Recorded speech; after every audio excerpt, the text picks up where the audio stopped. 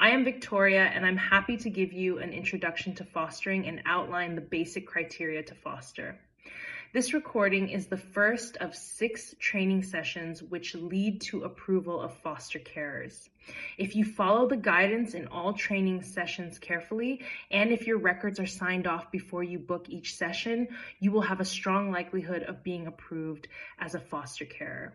The 6 sessions of training are for potential foster carers, volunteers, mentors, social work staff, and others who are interested in learning more about foster care. If you would like to know more about these different roles, please email Sparks Fostering or ask in the Session 2 workshop. Prior to watching this session, it is expected that you will have completed the eligibility quiz, booked a call with one of the fostering managers, and watched the Introduction to Sparks Fostering recording. If you've missed any of these steps, please contact Sparks Fostering for details of how to complete these steps. There is a lot to cover in a short time, so I'll be running through topics very quickly. You already have a link to this training session, so you can watch it again if you want to. You'll also receive links to the other training sessions after you've attended the workshops.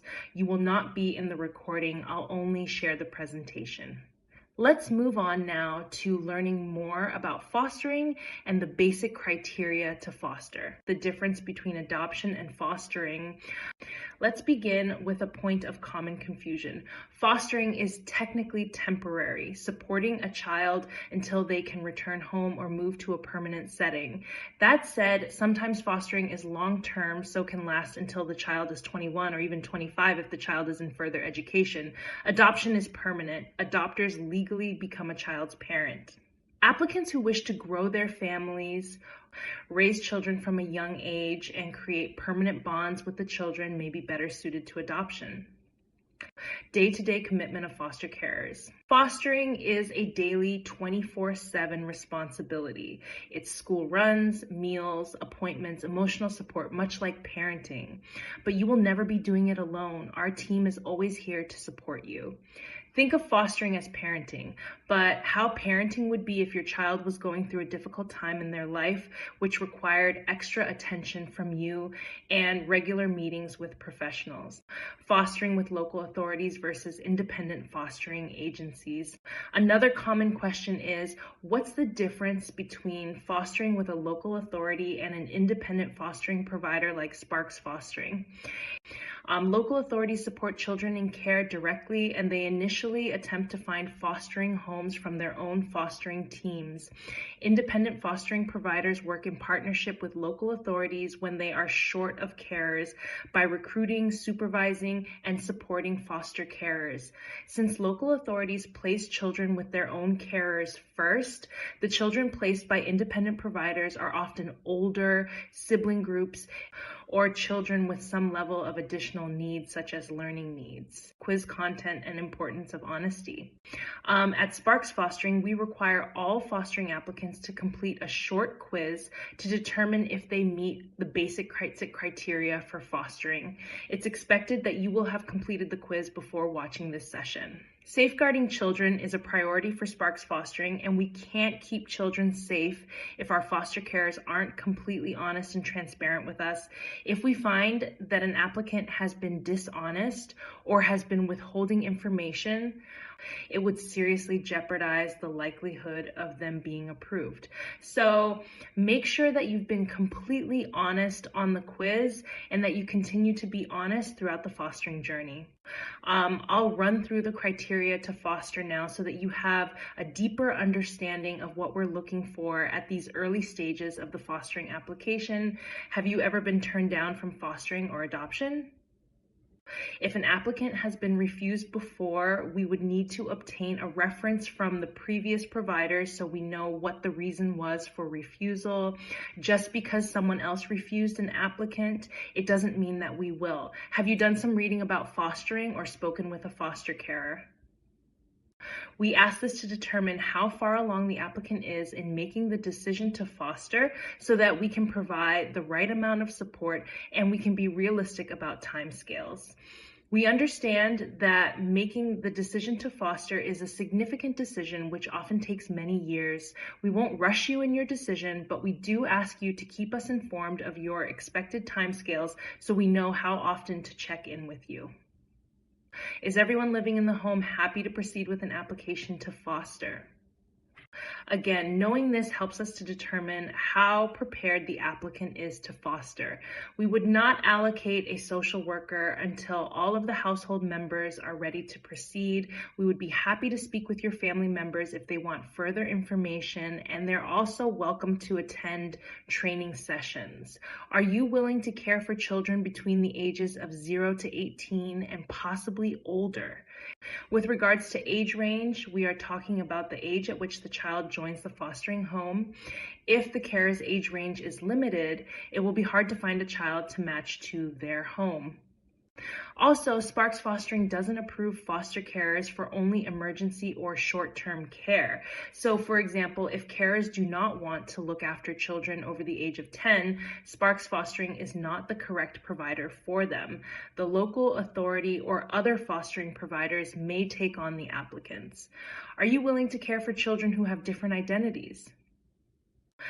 Different identities includes children of different ethnicities, religions, sexualities, or gender.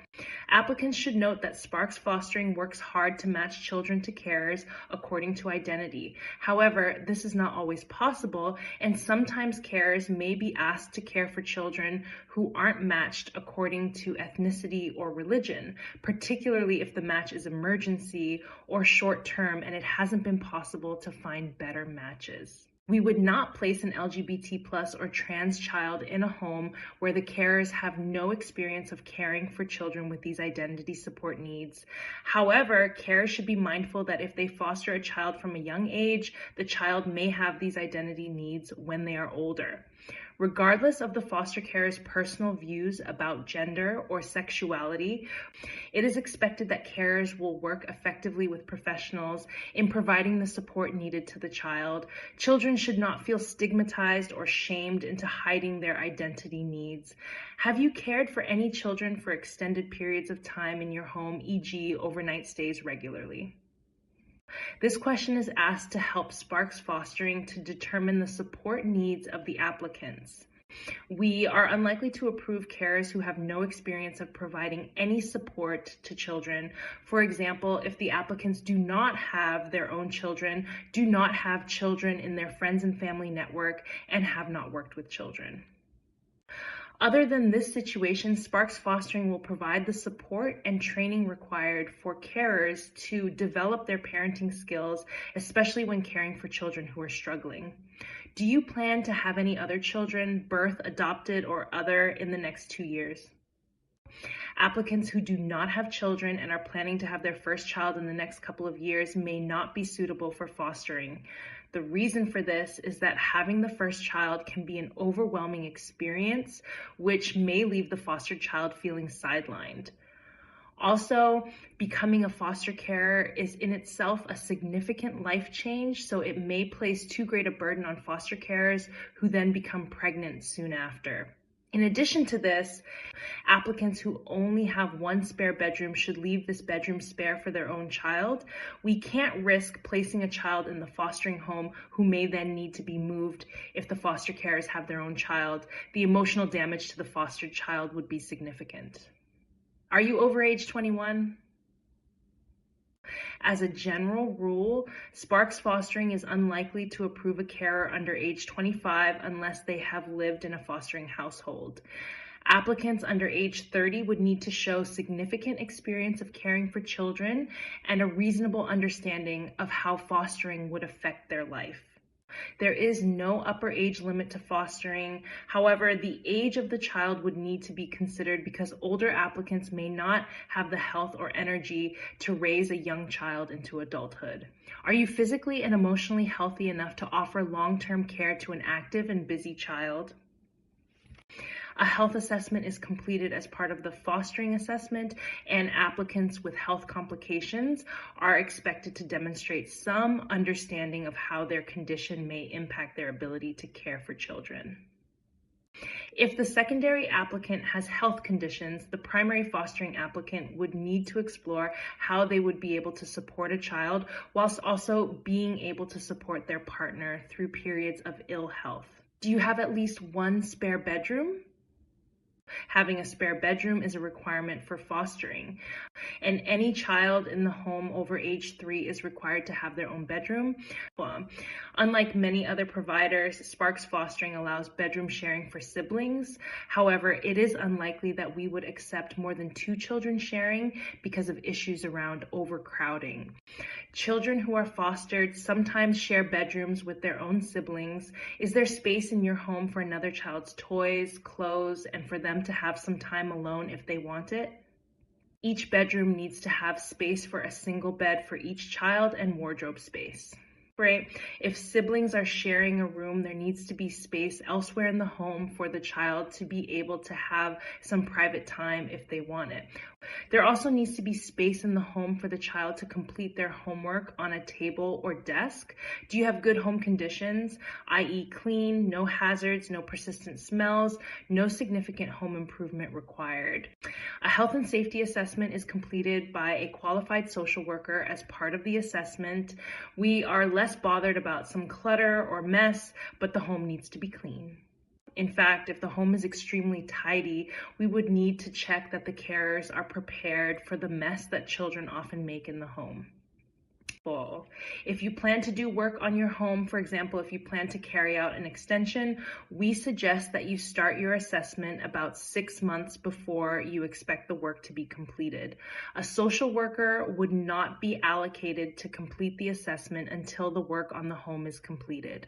The child's bedroom also needs to be completely ready before the report is shared with panel. Do you own a pet which could be considered to be dangerous? By dangerous pet, we mean banned dogs or potentially aggressive dogs, snakes, etc. If the home has a potentially dangerous animal, a specialist pet assessment would be completed. Is there an adult in the home who is available to do school drop-offs, pick-ups, and attend weekly meetings, which may be during the day or evening? Younger children may require carers to do regular long-term pickups and drop-offs. Or older children may only need a couple of weeks support before they use public transport. A lot of meetings are online. However, carers may be required to attend school meetings and also take the children to contact with their family in a contact center and take the child to other appointments. Do you have or are you prepared to buy a laptop?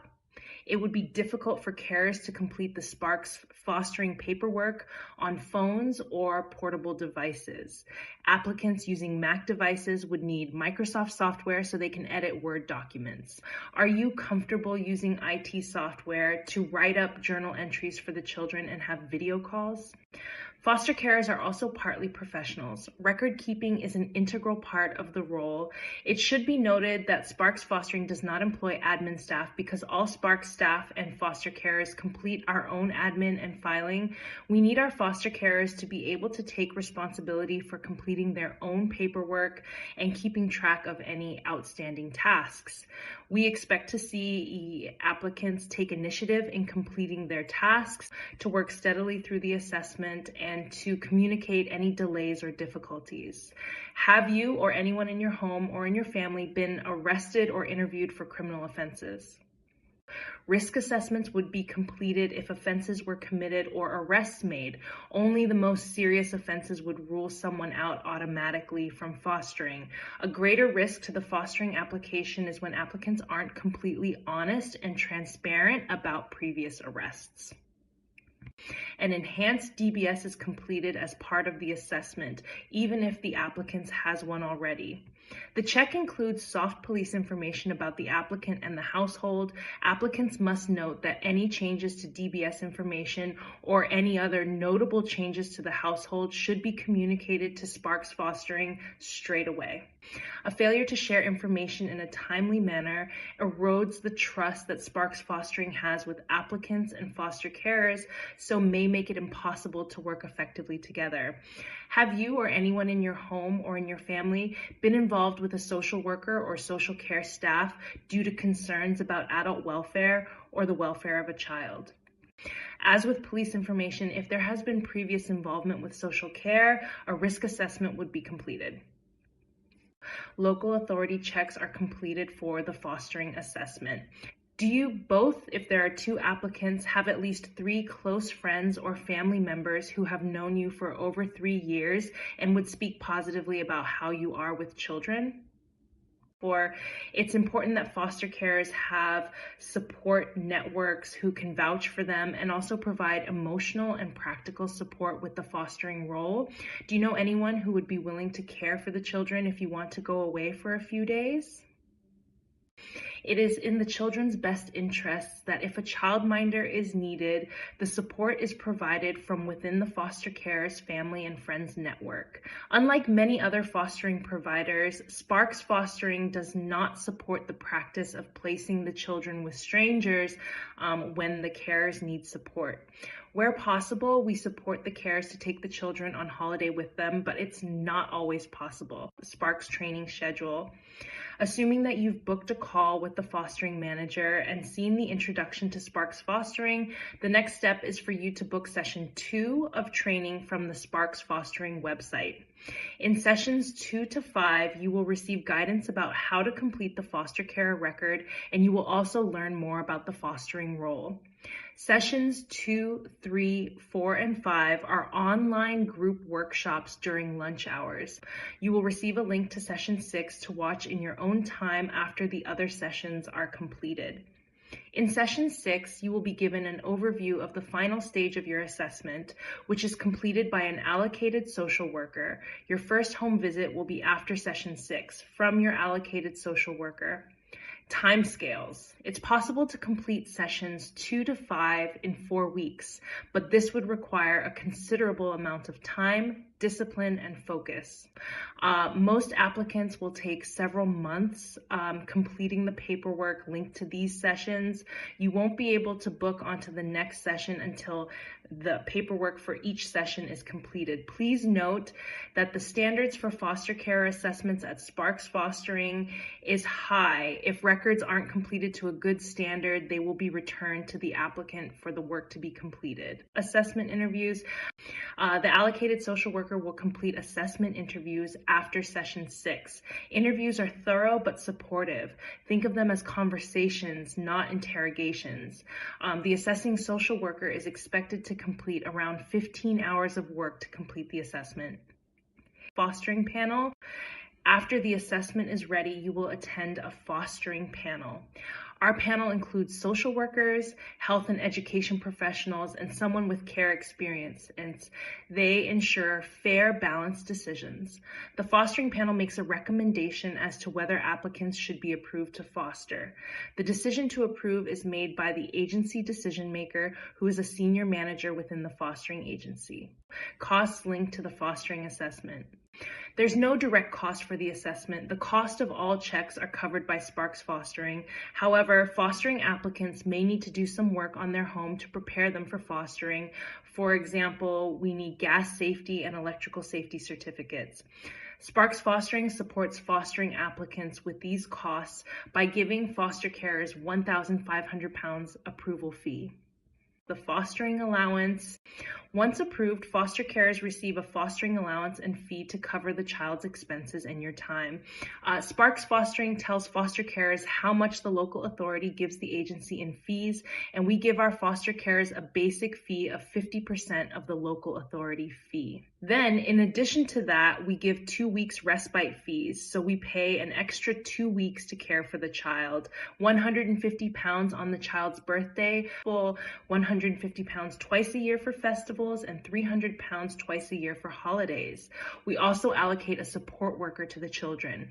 At the time of creating this presentation, Sparks Fostering Carers received an average fee of £750 per child per week. Referral fees. If you know anyone else who may be suitable to foster, please recommend Sparks Fostering to them. See the Sparks Fostering website for details of the referral fees. Fostering regulations and national guidance. Let's move on to learning more about the fostering role. Fostering is guided by national regulations and our agency's policies and procedures, which we'll walk you through during training. All our policies and procedures are available on the Sparks Fostering website. We've intentionally written them in an easy to read way, and you can even listen to them as audio or translate them to around 20 other languages. We strongly recommend reading the policies if you intend to foster or work in the fostering sector. Statement of purpose. The first policy on the website is our statement of purpose, which outlines who we are, what we stand for, and how we support our carers and children. Matching. One of the most important processes in fostering is matching. This is where we match the child to the fostering home. We'll go through this in detail in session 2. Supervision of foster carers. Support is also vital to fostering success.